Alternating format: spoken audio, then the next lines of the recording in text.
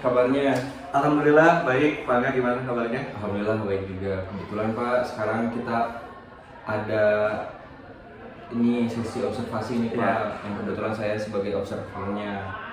Pada kesempatan kali ini, izinkan saya menjelaskan dulu Pak bahwa tujuan supervisi ini untuk melihat sejauh mana nih kompetensi dan perkembangan dari guru. Oke. Nah, supervisi kali ini itu terdiri dari 3 tahap Pak. Ada pra observasi, ada observasinya nanti saya ke kelas, dan nanti ada pasca observasi. Setelah kita observasi di kelas, kita akan berbincang kembali seperti ini di lain kesempatan. Nah, kira-kira nih Pak, materi yang akan Bapak lakukan di kelas itu terkait apa nih Pak? Oke, baik Pak.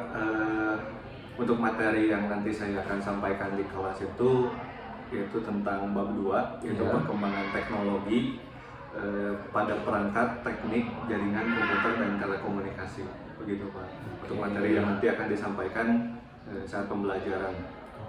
Jadi perkembangan teknologi teknik informasi ya Pak, secara garis besarnya. Nah, yang jadi tujuan pembelajaran kali ini tuh apa ya Pak? Ya Pak, ada tujuan pembelajaran yang tentunya harus tercapai kepada peserta didik, yaitu supaya peserta didik itu memahami perkembangan tentang teknologi pada perangkat teknik jaringan komputer, terutama pada perangkat keras dalam jaringan komputer. Jadi Bapak nanti dari perkembangan teknologi ini, teknologi informasi ini lebih ke memberatkan ke bagian hardware-nya saja. Ya, Oke, baik. Jadi nanti tujuannya peserta didik mengenal berbagai jenis hardware mungkin ya di sananya. Baik, Pak. Nah, mungkin ada model pembelajaran yang digunakan untuk mencapai tujuan tersebut itu seperti apa ya? Iya, tentu ada Pak. Model pembelajaran yang saya akan gunakan saat nanti pembelajaran adalah project based learning, di mana nanti ketika pembelajaran saya akan menampilkan video YouTube ya, yang akan menjelaskan gambaran perangkat-perangkat keras pada jaringan komputer. Setelah itu saya juga akan menjelaskan fungsi-fungsi dari setiap perangkat tersebut, dan nanti di akhir peserta didik akan dibagi menjadi beberapa kelompok, totalnya yaitu 6 kelompok, dan saat itu saya akan membagikan tugas yang harus mereka kerjakan, yaitu menggunakan aplikasi Cisco gitu, sebagai software untuk mensimulasikan perangkat jaringan. Jadi nanti modal pembelajarannya Bapak menggunakan PJBL, terus di sana juga Bapak menggunakan materinya ada dari YouTube, terus kelompoknya nanti dibagi 6, terus tadi juga LKPD-nya melalui aplikasi simulator. Baik Bapak. Nah, mungkin ada nggak sih Pak area yang ingin Bapak kembangkan dari tujuan pembelajaran tersebut? Kan tadi tujuannya itu memahami perkembangan teknologi terutama pada bagian hardware-nya. Ya tentu area yang ingin dikembangkan dalam pembelajaran tersebut, saya ingin mengembangkan selain para peserta didik bisa memahami tentang perangkat jaringan dari segi teorinya, para peserta didik juga mampu mempraktikkan dan merancang serta mengkonfigurasi perangkat-perangkat jaringan tersebut gitu Pak. Oke, jadi kalau bisa saya bilang sih perangkat jaringan dan mempraktikannya jadi tidak hanya teori atau pengetahuannya saja, tetapi Bapak juga ingin mengeksplor bagaimana sih keterampilan peserta didik gitu. Oke, baik Bapak. Mungkin strategi yang dipersiapkan untuk mencapai tujuan tersebut itu seperti apa ya Pak? Oke, untuk strategi untuk mencapai tujuan pembelajaran tersebut, yang pertama tentu saya akan melaksanakan pembelajaran secara interaktif, ya. Yang kedua, menggunakan bantuan dari video YouTube yang tadi sudah dijelaskan juga, itu merupakan salah satu strategi untuk mencapai tujuan pembelajaran tersebut, dan juga pembagian tugas secara kelompok itu pun menjadi strategi untuk mencapai tujuan tersebut agar para peserta didik bisa saling berdiskusi, bisa saling berbagi ilmu dengan temannya, yang hasil akhirnya adalah mereka bisa merancang jaringan menggunakan aplikasi Cisco Simulator itu. Oke, baik Bapak. Jadi kalau yang saya tangkap, Bapak akan menggunakan pembelajaran yang interaktif, terutama betul, sangat mendukung, saya setuju bahwa YouTube itu juga sangat interaktif, memberikan pemahaman kepada muridnya. Terus Bapak juga tadi ada strategi untuk kelompok biar anak-anaknya saling berdiskusi intinya Pak ya. Oke Bapak, mungkin untuk praobservasinya saya cukupkan dulu sampai di sini. Oke Pak. Nanti kita ketemu kira-kira kapan nih untuk kita observasi? Insya Allah kalau tidak ada halangan hari Selasa Pak. Baik, hari Selasa. Nanti hari kita Selasa kita observasi ke kelas. Jadi, setelah itu setelah di kelas kita akan melaksanakan paskahnya. Siap Pak. Oke. Terima kasih Siap, banyak terima Pak. kasih Pak. Sampai jumpa di observasi. Yuk. Oke baik, kita mulai pembelajaran hari ini. Bismillahirrahmanirrahim. Assalamualaikum warahmatullahi wabarakatuh. Waalaikumsalam warahmatullahi wabarakatuh. Ya, apa kabar semuanya? Baik. Hari ini, alhamdulillah kita bisa berjumpa kembali ya pada pembelajaran dengan materi baru, yaitu kita akan membahas tentang perangkat jaringan komputer. Ya, nanti kita akan membahas perangkat-perangkat keras apa saja yang terdapat pada jaringan komputer. Tapi sebelum ke materi, Bapak akan mengabsen dulu seperti biasa, dan nanti biar tidak mengantuk, ya kita akan menyanyikan lagu Kimnya dulu, oke? Tenang aja.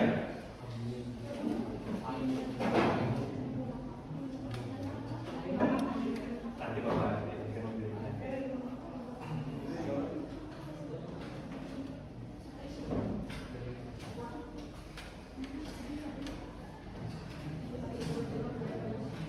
ada Rizal hadir? Ahmad Siddiq hadir? Akbar Maulana? Amelia Hasanah? Anissa Haryanti?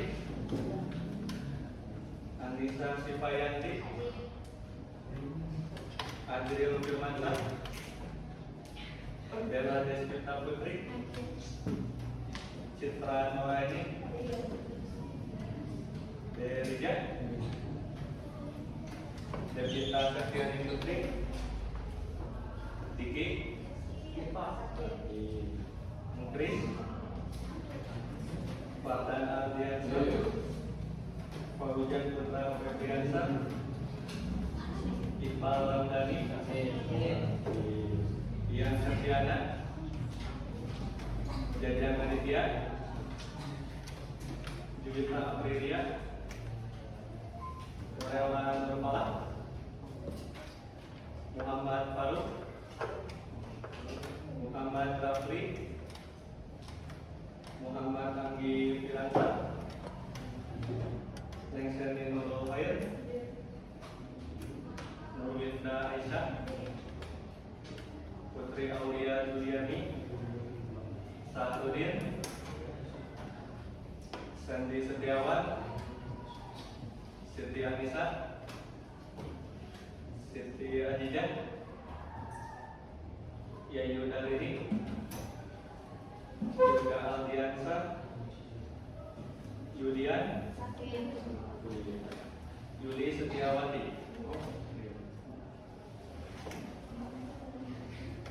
Oke, sebentar, Bapak siapkan dulu musiknya ya biar tidak mengantuk.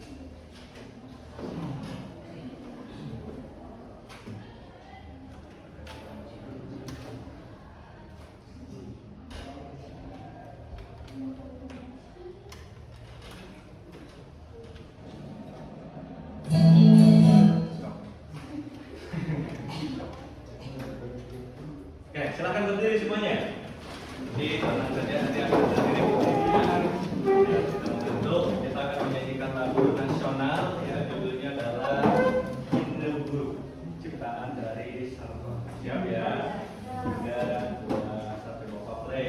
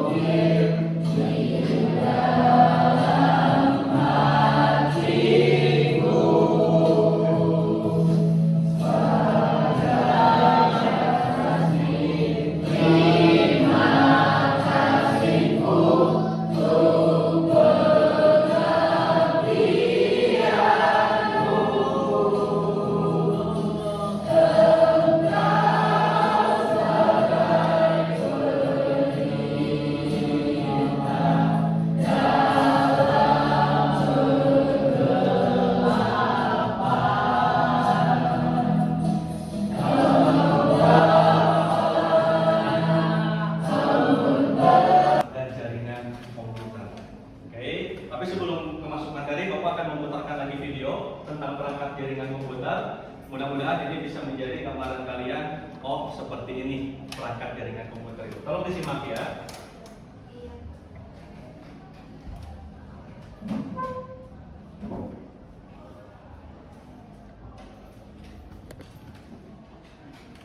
Terbentuknya jaringan komputer tidak terlepas dari koneksi perangkat-perangkat jaringan yang saling terhubung.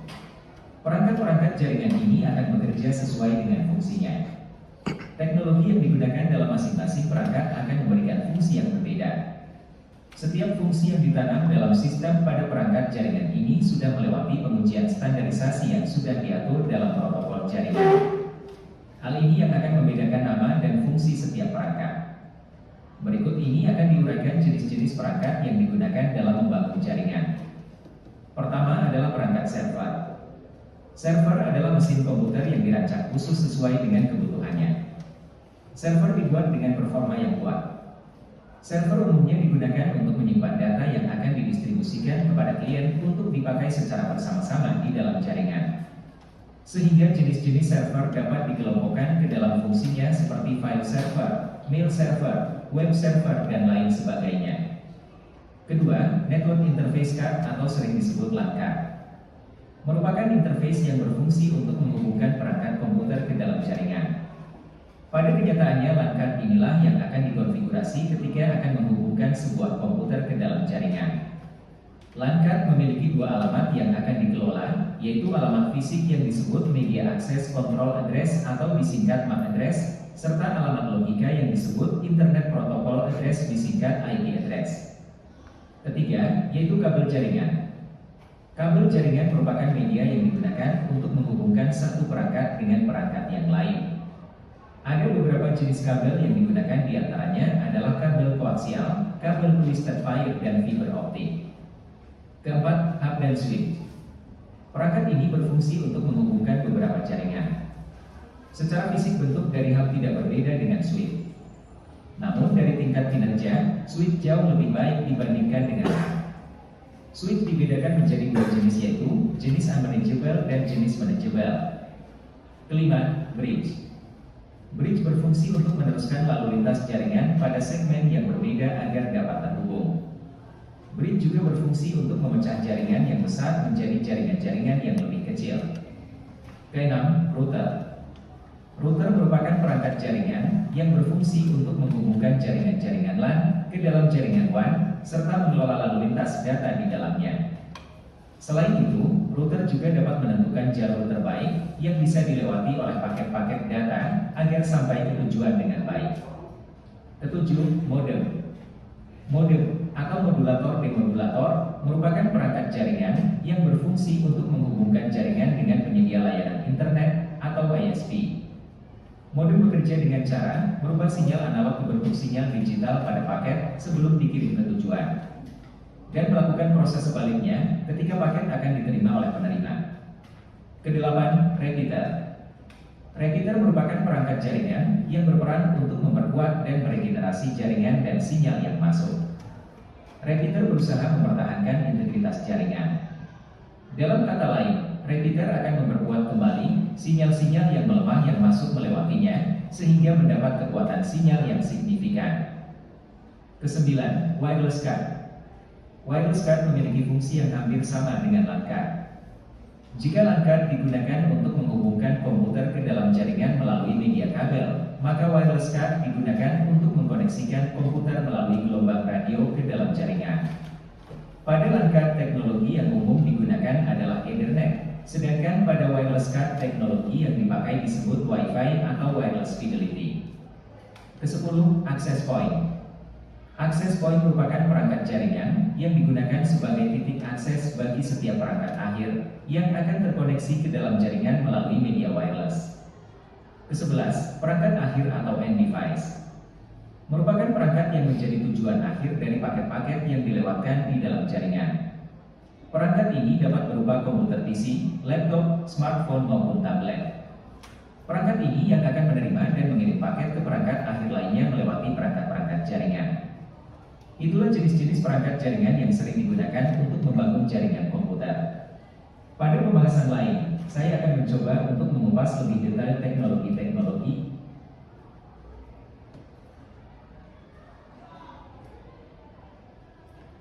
Oke, nah jadi tadi adalah sedikit penjelasan tentang perangkat-perangkat keras ya yang sangat penting dalam membentuk sebuah jaringan komputer.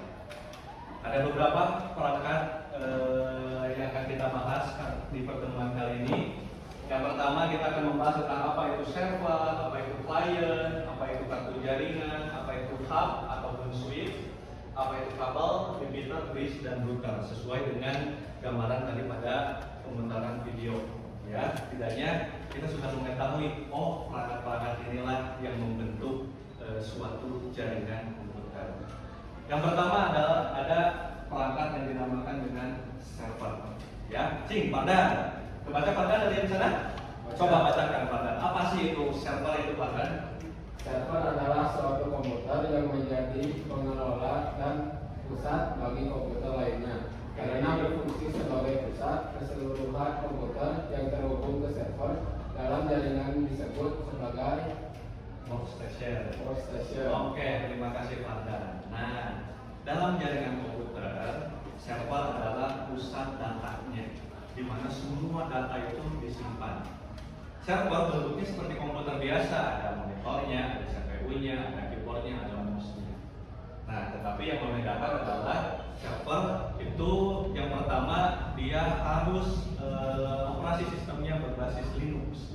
Jadi bukan Windows yang seperti orang kebanyakan gunakan. Ya, harus menggunakan Linux supaya mendukung kinerja dari server ini.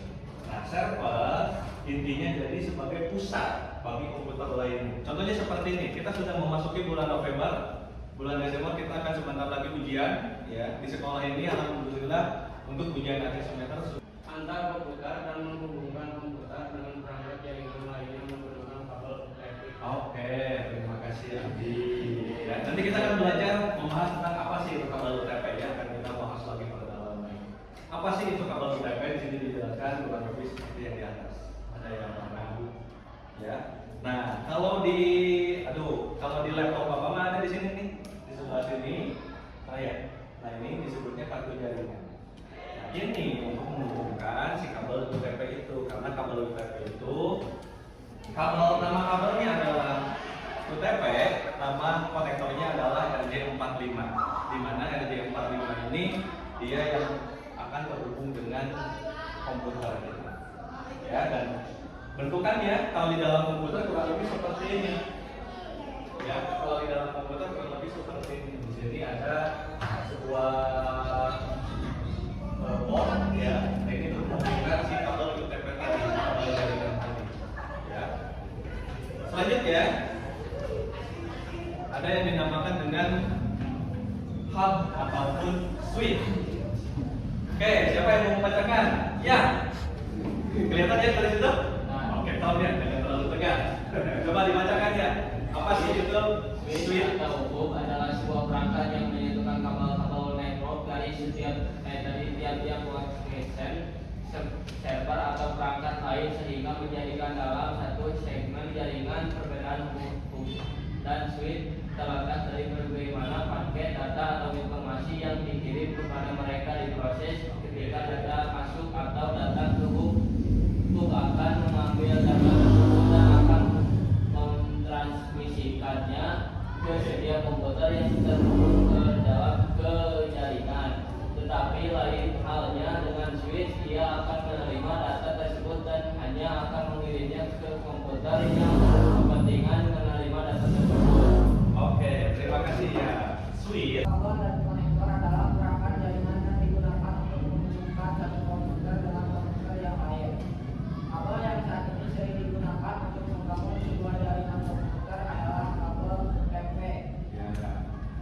Terus unshielded, switchwire. dan menggunakan konektor RJ45. Oke, kita sedikit membahas kabel UTP. Kabel UTP terbagi menjadi dua jenis. Ada yang disebut dengan UTP strike, ada juga yang disebut dengan UTP crossover.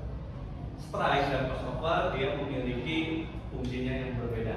Yang membedakan adalah cara membedakan jenis strike dan crossover adalah dari susunan warnanya. Di pertemuan besok kita akan membahas dan mempraktikkan bagaimana sih membuat kabel UTP ini dihubungkan ke konektor RJ45 itu seperti ini sehingga hasilnya bisa seperti ini pada gambar.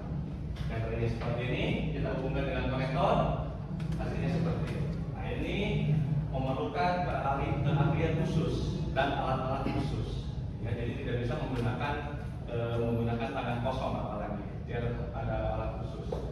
Besok insya Allah kita akan mempraktikkan tentang kabel UTP. Nah, selain kabel ada juga alat yang dinamakan dengan repeater. Chris, apa sih itu repeater itu Chris? Alat ini berfungsi untuk memuatkan sinyal. Contoh yang paling mudah adalah pada sebuah kelas menggunakan topologi staff, menggunakan kabel lurus, Shielded, shielded. twist pipe atau flat pipe ya gitu. Oleh karena panjang maksimal untuk sebuah kabel ini adalah 100 meter, maka untuk memuatkan sinyal dari kabel tersebut dipasangkan sebuah repeater pada jaringan tersebut. Dalam jaringan kaf dan switch dapat berfungsi juga sebagai repeater. Oke, terima kasih Chris. Nah, ada lagi alat namanya repeater nih. Repeater itu fungsinya di sana dijelaskan bahwa untuk menguatkan sinyal. Ya, alatnya kurang lebih seperti ini. Ini alat repeater yang asli. Tetapi pada kalau alat yang tersedia di sekolah itu, dia alatnya berbentuk seperti router. Nanti ada pemasangan di router, cuma di dalamnya ada model repeater. Ya, yang fungsinya untuk menguatkan sinyal. Nah, sekarang ada yang dinamakan dengan bridge. Ya, coba Amel deh. Coba Amel, bridge itu apa Amel? Coba dibacakan. Bridge adalah perangkat jaringan yang digunakan untuk menghubungkan sebuah jaringan nuklir dengan jaringan yang lain dengan menggunakan sebuah jaringan yang lebih besar yang merupakan gabungan dari beberapa jaringan dapat diperoleh. Oke, terima kasih Amel. Nah ini adalah alat kurang lebih dari bridge, ya. Alat bridge itu kurang lebih seperti ini dalam jaringan. Oke, kita percepat saja. Nah selanjutnya ada router, ya. Coba siapa yang belum tuh? Iya. Coba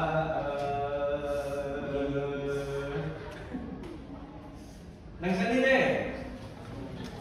Neng Seni kelihatan? Oke, silakan bacakan Neng Seni. Router berfungsi untuk mengatur aliran data dari suatu jaringan ke jaringan yang lain. Dengan adanya router, maka arus data dari satu LAN dapat disolasikan dari arus LAN yang lain. Dengan demikian, arus data dari satu LAN tidak bercampur baur dengan arus data dari LAN yang lain. Oke, terima kasih Neng Seni. Apa sih maksudnya yang berfungsi untuk mengatur aliran data dari suatu jaringan ke jaringan yang lain? Tadi di dalam video sedikit dibahas bahwa router itu supaya bisa mengatur jaringan komputer dengan internet, ya, dari ISP, dari Internet Service Provider berbentuk jaringan yang diinginkan. Oke, sampai sini ada yang mau ditanyakan? Kalau tidak ada sedikit tugas lagi, ya, tugasnya tapi tenang saja secara kelompok. Tugasnya adalah nanti kalian harus mempraktikannya di aplikasi Cisco. Oke, yang kemarin kita pelajari masih ingat? Oke, Bapak akan bagikan dulu. Coba ini kelompok satu mana perwakilannya? Pegang dulu nanti Bapak jelaskan. Kelompok dua? Kelompok tiga? Kelompok tiga perwakilannya siapa? Detik. Kelompok empat? Kelompok lima? Dan terakhir kelompok enam. Kelompok enam itu siapa? Oke, coba dilihat dulu. Ya, pertama tentu kalian silakan tuliskan nomor kelompoknya, kelompok berapa. Yang kedua adalah nama anggota di setiap kelompoknya ya. Yang ketiga, di sini ada instruksi buatlah topologi jaringan seperti gambar di bawah ini serta gunakan IP address kelas B. Artinya nanti silakan kalian per kelompok praktikkan menggunakan laptop Bapak di depan, ya, buat seperti ini pada aplikasi Cisco yang terdiri dari 2 perangkat jaringan, ya. Yang pertama ada switch dan kedua ada komputer client. Oke, sampai sini paham? Nah, selanjutnya pada nomor 1, tuliskan IP address dari setiap komputer dari mulai PC 0, PC 1, PC 2, PC 3. Silakan tentukan IP address-nya menggunakan kelas B. Ingat kan? Kelas B itu kalau lupa silakan dilihat lagi buku catatannya, kira-kira ini kelas B itu IP-nya dari berapa sampai berapa. Ya, paham kan? Ya, silakan buat aja bebas alamat IP-nya berapa, yang terpenting kelas B. Kelas B itu dari syarat 128 sampai 191 ya. Betul ya? Nah, silakan terserah.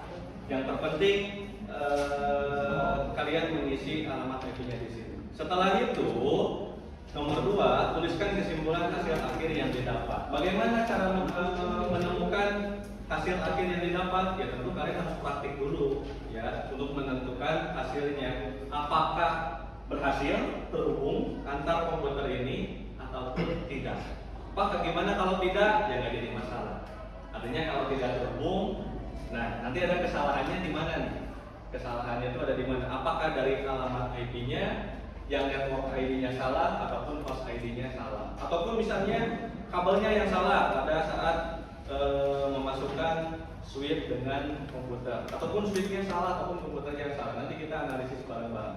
Yang terpenting kalian mencoba mempraktikannya dulu di depan. Paham? Nah, tugas sekarang silakan tentukan dulu alamat IP-nya, ya, sesuai dengan hasil diskusi kelompok kalian. Sesudah selesai kalian menemukan alamat IP-nya, langsung dipraktikkan menggunakan laptop Bapak. Ditayangkan langsung pada proyektor. Jadi Bapak tahu kesalahannya di mana. Oke?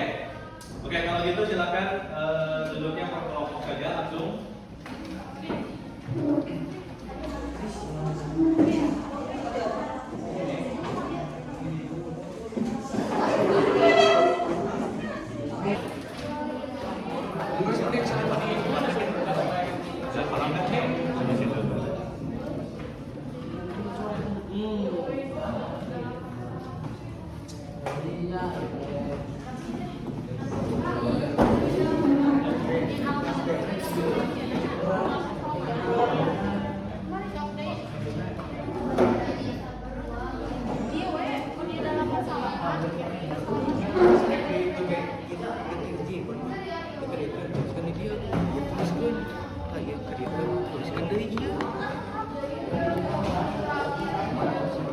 Kelas B.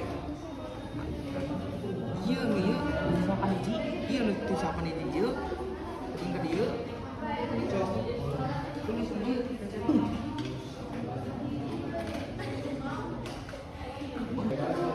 Benar nggak Mas? Bisa dicerna nggak? Sekali deh. Ini contohnya nih.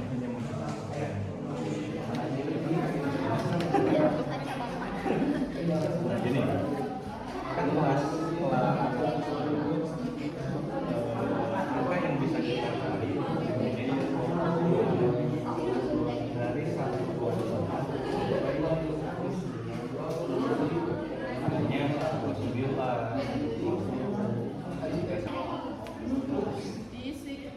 Semangat, masih bingung?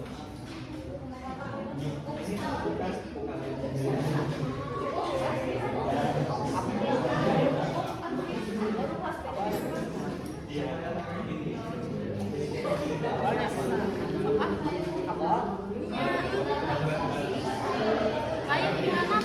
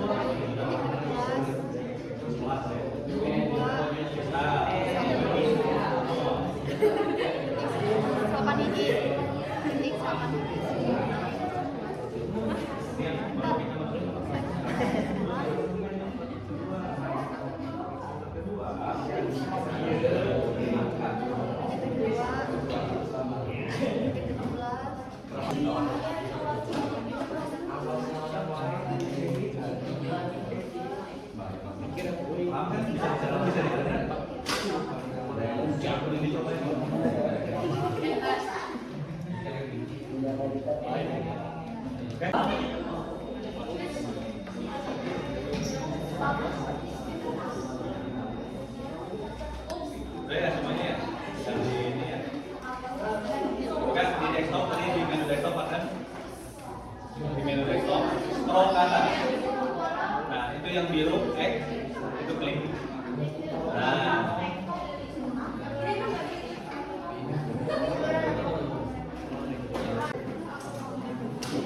Please, mana beli sama internet itu mana? itu nanti diklik di menu desktop.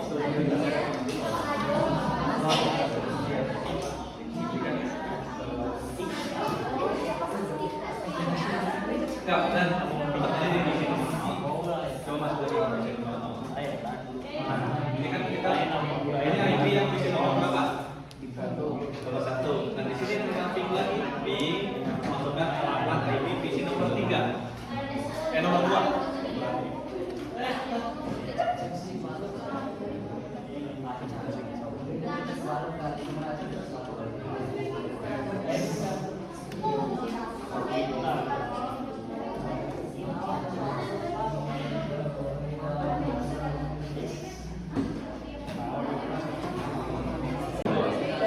Pilih ya 2950/24. Nah, oke betul, tinggal klik aja. Nah, pintar. Sekarang masukkan PC-nya.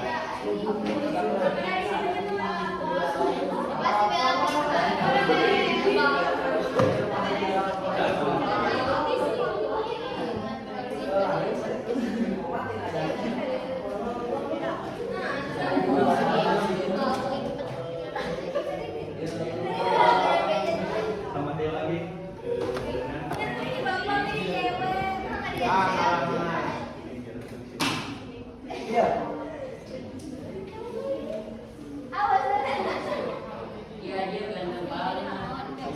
Silakan mulai untuk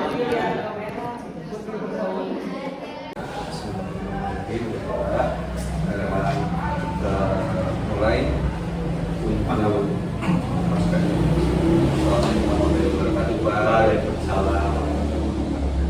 gimana Pak kabarnya? Alhamdulillah baik Pak. Alhamdulillah ya. Pak, izinkan saya menyampaikan tujuan dari pasca observasi ini. Pasca observasi ini itu terkait merefleksikan hasil catatan saya kemarin selaku observer Bapak waktu di kelas kemarin kelas 10 TKJ 4. Nah Pak, bagaimana nih perasaan Bapak pasca observasi, setelah diobservasi itu bagaimana nih perasaannya? Oke, baik Pak. Dari awal saat perencanaan untuk kegiatan observasi itu kita merancang bersama-sama ya, dari diskusi di dalamnya Pak. Dari mulai perencanaan sampai kegiatan observasi yang dilaksanakan di kelas, tentu saya mendapatkan ilmu banyak ya dari Pak Angga berdasarkan masukan-masukan serta saran, mulai dari metode pembelajaran yang akan diangkat serta dalam pengembangan ketika di kelas. Nah itu saran-saran tersebut memang sangat membantu, terutama untuk saya sebagai guru ke depannya supaya dalam menyampaikan pembelajaran di kelas itu lebih baik lagi. Gitu. Baik Bapak. Alhamdulillah ya dari hasil diskusi Bapak mendapatkan ilmu yang banyak, terus juga terima kasih banyak Bapak sebelumnya karena sudah mendengarkan saran dari saya. Nah yang selanjutnya Pak, mungkin kan kita sudah melakukan observasi nih Pak, baik dari paskanya, terus pelaksanaan langsung ke kelasnya, dan sekarang mau refleksi nih terkait pasca. Mungkin perasaan Bapak tuh seperti apa setelah kita melaksanakan itu semua? Oh oke. Setelah melaksanakan observasi di kelas begitu ya Pak maksudnya?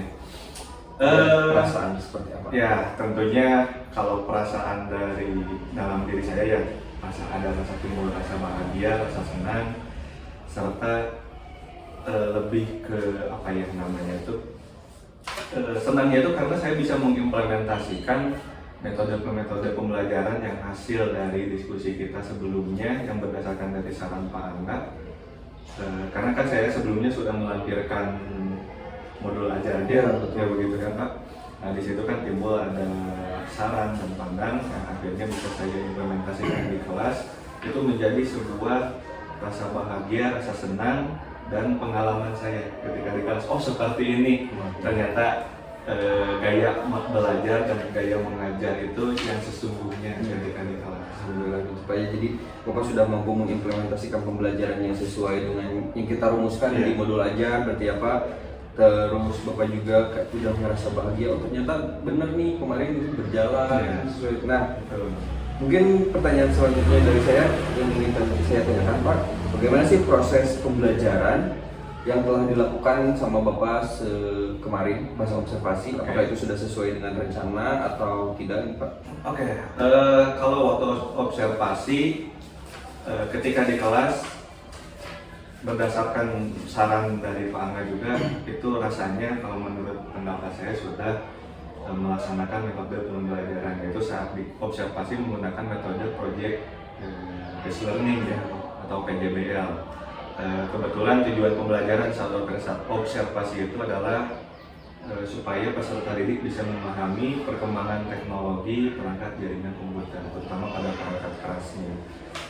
Saat proses observasi, yang pertama saya laksanakan adalah menggunakan model pembelajaran secara interaktif dan diferensiasi dengan menggunakan materi dari YouTube berupa video, PowerPoint, supaya peserta didik bisa memahami teori beserta gambaran dari materi yang saya sampaikan. Dan di akhir saya membentuk sebuah kelompok dan menyampaikan lembar kerja peserta didik yang harus diselesaikan secara kelompok. Setelah itu mereka harus mempraktikkan. Dan hasil akhirnya mereka bisa memahami, oh seperti ini cara bekerja dari perangkat jaringan komputer. Jadi mungkin kalau bisa saya simpulkan, secara garis besar itu sudah terlaksana karena tujuan pembelajarannya terkait para peserta didik itu mampu memahami perangkat komputer, terutama perangkat kerasnya juga sudah terlaksana. Bahkan Bapak juga tadi menyebutkan pembelajaran PJBL karena kan emang metodenya seperti itu yang dipakai. Terus juga Bapak tadi diferensiasinya konten menggunakan PPT, menggunakan YouTube, ada gambarnya juga di sana. Nah, tadi Bapak juga udah membahas PJBL nih. Tadi saya garis bawahi terkait PJBL-nya. Nah, secara menurut Bapak metode pembelajaran PJBL yang Bapak bicarakan dan lakukan itu sudah terlaksana belum? Oke, itu menurut dari pendapat saya ya Pak. Oke, kalau menurut dari opini dan pendapat saya, alhamdulillah untuk metode PJBL itu sudah terlaksana. Dibuktikan dengan apa? Yang pertama, saat pembahasan materi, ya saya di sana mencantumkan video YouTube ya supaya peserta didik itu lebih memahami kalau secara visual serta teori berupa catatan yang di akhir mereka harus mempraktikkan ya. Saya memberikan sebuah proyek permasalahan dalam bentuk LKPD yang sebelumnya sudah dibuatkan. Mereka harus membuat dan mengisinya, yang hasil benar atau salahnya itu mereka harus mempraktikannya proyek tersebut ya, untuk memberikan informasi apakah jawaban yang mereka sudah isi itu benar ataupun salah gitu. Nah, jadi PJBL-nya itu sudah terlaksana, terutama diberikan dulu kontennya melalui YouTube dan visual, terus nanti anaknya harus proyeknya itu adalah mempraktikannya, sehingga pekerjaan yang anak itu lakukan tahu nih antara benar dan salah Iya. itu seperti apa karena hasil dari praktek tersebut. Iya. Oke, baik Bapak.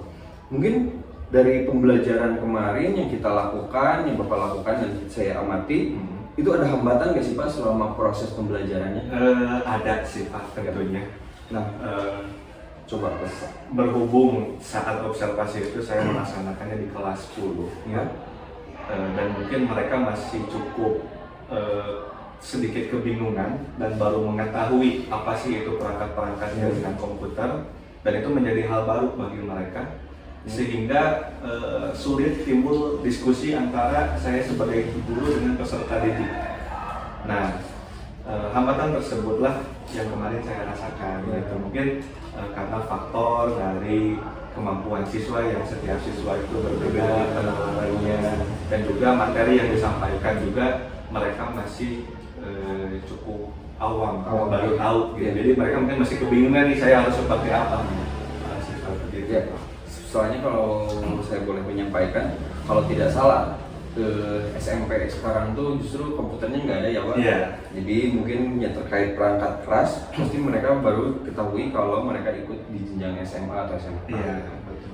Nah, dari hambatan yang Bapak utarakan tadi kan ada mungkin karena materinya baru, Iya. terus sehingga diskusinya kurang berjalan, dan mungkin ada kemampuan siswa yang beragam. Kira-kira nih Pak, dari hambatan tersebut bagaimana sih cara Bapak mengatasi hambatan tersebut? Nah, Itu saat observasi ketika saya menyampaikan materi serta teori, memang sudah saya merasa ini sudah tidak timbul diskusinya. Biasanya saya dengan cara memancing, yang pertama mereka saya menunjuk para siswa satu orang untuk membacakan materi yang akan disampaikan. Setelah itu mereka harus menyimpulkan apa yang mereka tangkap dari bacaan yang materi saya gambarkan di dalam PowerPoint. Mereka harus menyimpulkan, entah itu kesimpulannya benar ataupun salah, yang didampingi oleh saya sebagai guru, yang nantinya diarahkan bahwa ini loh kesimpulan gitu. Nah, sehingga di situ timbul terjadinya diskusi antara guru dengan peserta didik. Begitu sih yang kemarin saya lakukan ketika hambatan tersebut ada. Oke. Jadi diskusinya tuh ya udah dengan cara memancingnya aja, dengan suruh anak untuk coba membaca langsung dari materinya, terus dibantu menyimpulkan. Kalaupun nanti kesimpulannya kurang sesuai, itu tadi Bapak mengatakan bahwa ya udah nanti saya luruskan aja benar. Oke, mungkin ada hambatan lain dari hal tersebut yang selain tadi Bapak sebut.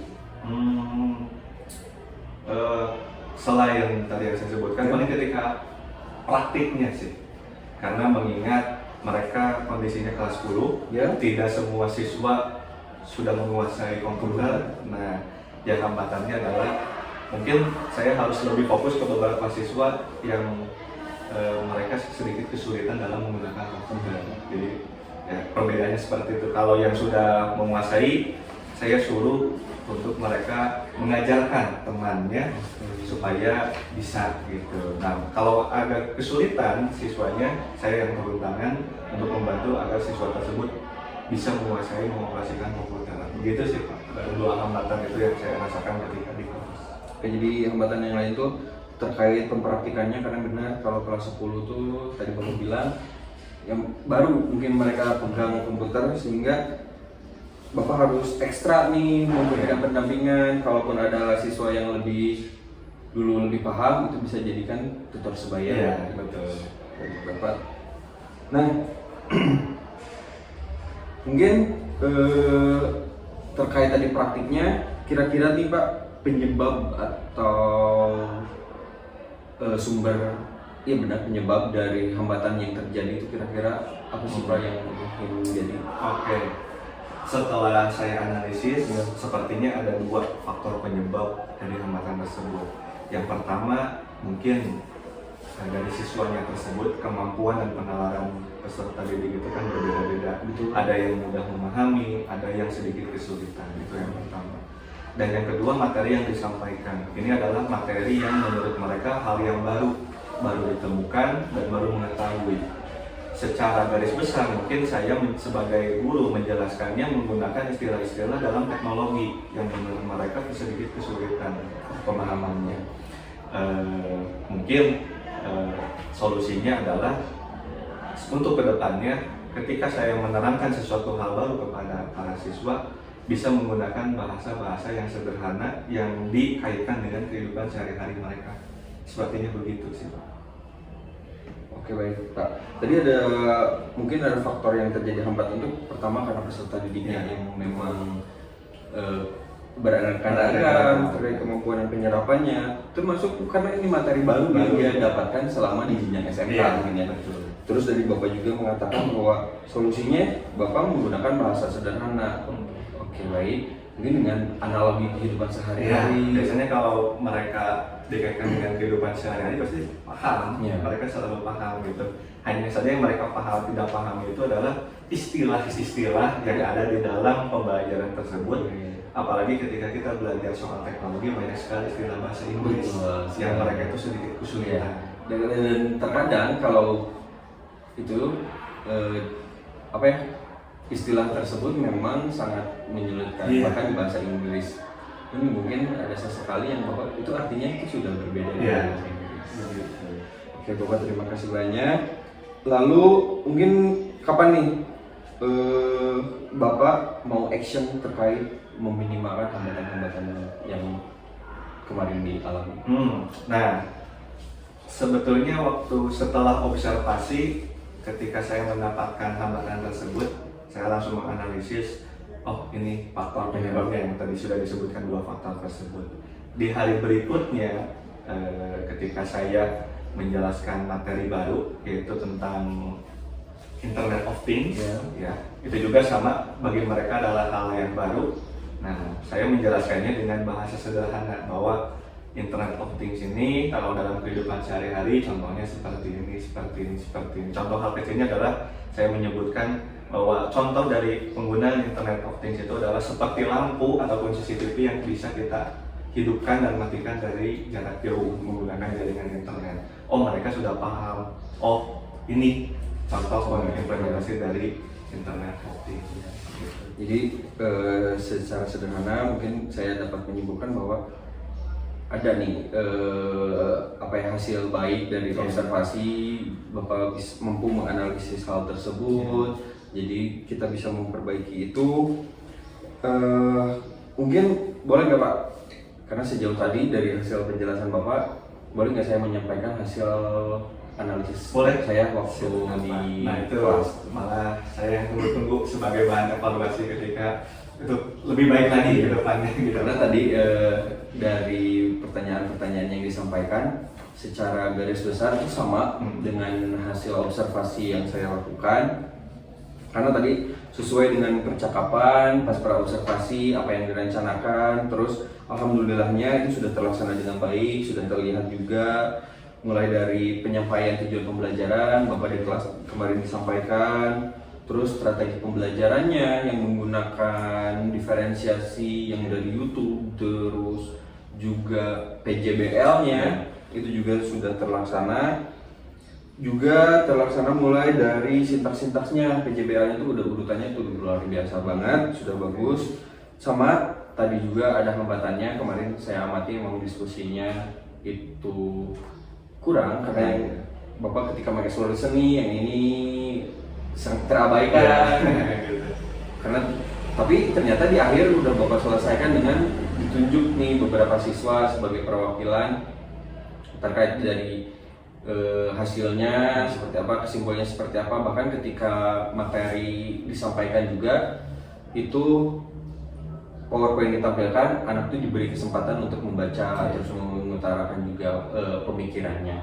Jadi sejauh ini itu sangat luar biasa, sangat baik Pak. Jadi bahkan tadi juga Pak sudah menyebutkan solusi dari hambatan-hambatan yang Bapak lakukan itu juga udah baik, apalagi udah langsung mulai action setelah observasi. Terima kasih banyak mungkin Bapak atas kesempatannya. Mudah-mudahan ini jadi hal yang dapat kita lakukan ke depannya, terus berupaya menjadi lebih baik. dengan adanya observasi kelas, jadi kita mengetahui nih apa yang jadi kekurangan kita dan apa yang harus kita lakukan perbaiki. Mudah-mudahan kedepannya kita sama-sama menjadi agen perubahan dalam pendidikan, dan terutama kemajuan untuk SMK kita. Mungkin itu saja Pak, cukupkan saja. Terima kasih banyak. Mudah-mudahan Bapak sehat selalu. Amin. Terima kasih Bangga atas segala masukan dan sarannya. Sama-sama Bapak dengan senang hati. Dan seperti itu cukupkan aja untuk pasca observasinya. Terima kasih. Assalamualaikum warahmatullahi wabarakatuh. Waalaikumsalam warahmatullahi wabarakatuh.